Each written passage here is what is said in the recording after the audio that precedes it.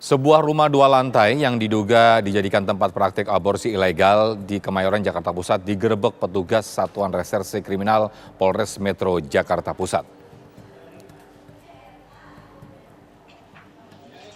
Rumah 2 lantai nomor 14 yang berlokasi di Jalan Mirah Delima, Kemayoran, Jakarta Pusat, pagi tadi dipasangi garis polisi. Garis polisi dipasang setelah tim Satreskrim Polres Metro Jakarta Pusat melakukan penggerebekan sebuah rumah yang diduga melakukan praktik aborsi ilegal. Sejumlah warga tak menyangka jika rumah yang baru disewa dari pemiliknya pada 2 bulan lalu itu dijadikan sebagai tempat aborsi. Dari dalam rumah, polisi mengamankan 8 orang yang diduga pelaku dan sejumlah pasien. Hari-harinya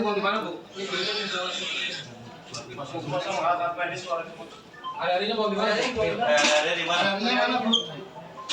Hari-harinya dibuang di mana? Hari-harinya dibuang ke mana? Di mana? Cuma kasa doang, kasa sama betadin tadi 3 orang. Iya, bekas tindakan kan? 3 orang lagi. Iya. Ya, untuk mengetahui informasi terkini kita sudah terhubung dengan Kapolres Jakarta Pusat Kombes Pol Komarudin. Selamat sore Pak Komarudin. Selamat sore, Assalamualaikum warahmatullahi wabarakatuh. Waalaikumsalam warahmatullahi wabarakatuh. Pak, bagaimana ini kronologisnya hingga akhirnya petugas berhasil menemukan tempat aborsi yang diduga tempat aborsi ilegal nih Pak? Baik, terima kasih. Memang berawal dari informasi yang kami dapatkan dari warga yang semula bahwa diduga tempat tersebut digunakan untuk tempat berkumpulnya ataupun tempat penampungan TKI ilegal.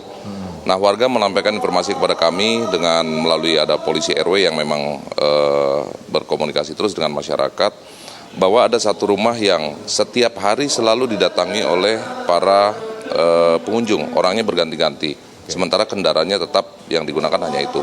Nah, dari sana kemudian tim melakukan pendalaman dan memang di luar dari dugaan yang sedianya kami akan mengungkap masalah TTPPO ataupun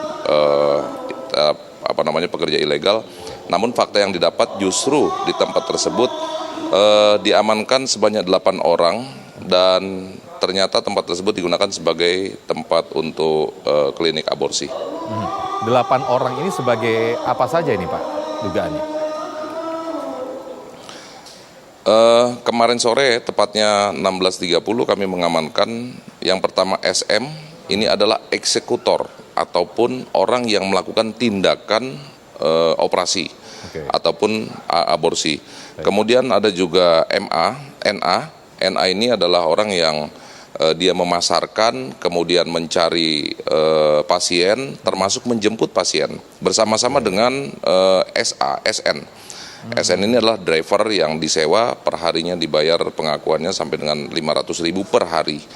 Nah, kemudian di sana juga kami dapati ada 4 wanita, yang 4 wanita, yang 3 baru saja selesai menjalani aborsi, masih harus beristirahat karena masih pendarahan, diletakkan di kamar yang sebelahnya, kemudian yang 1 lagi sedang persiapan untuk diaborsi. Ditambah 1 pengantar yang kita amankan. Oke, jadi untuk menutupi modus ini mereka melakukan antar jemput pasien begitu. Jadi pasien tidak langsung datang sendiri ke rumah ini ya Pak ya? Betul, jadi sistemnya pun bukan pasien yang datang langsung ke rumah tersebut, tapi pasien dijemput. Jadi dengan kalau kita lihat di sosial media ataupun di informasi-informasi, kalau kita ketik klinik aborsi maka akan muncul beberapa nomor. Nah, dari nomor itu salah satunya adalah nomor milik NA. Nomor milik NA nanti akan menjawab, akan memberikan informasi-informasi melalui WA ataupun chat pribadi, nanti akan ditentukan titik jemputannya di mana. Maka akan dijemput oleh NA dan juga driver, kemudian dibawa. Menurut pengakuan dari driver per hari, rata-rata per hari bisa antara kisaran 4 sampai dengan 7 pasien yang masuk ke tempat tersebut.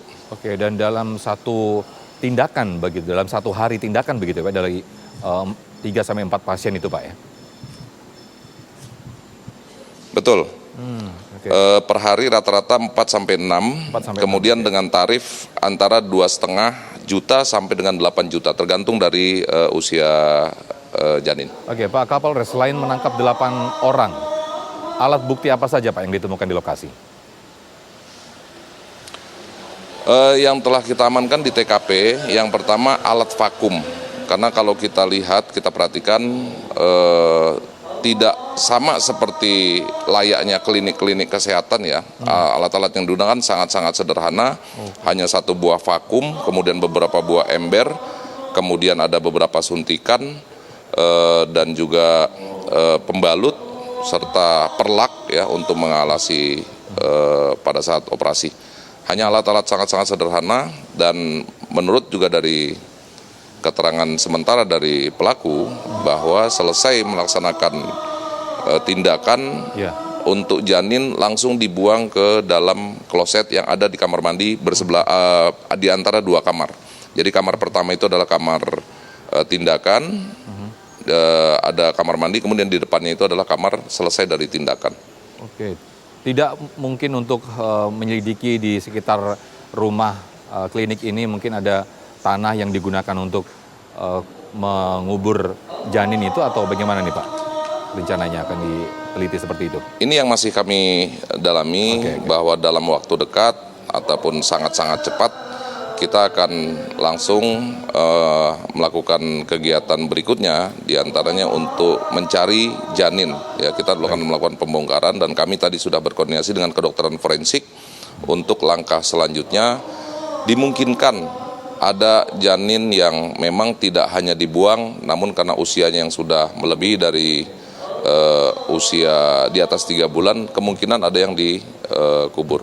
Namun tentunya ini perlu pendalaman lebih lanjut, dan kita akan terjunkan tim-tim nanti untuk melakukan langkah-langkah selanjutnya. Kami konfirmasi ini lagi, klinik ini sudah beroperasi berapa lama Pak?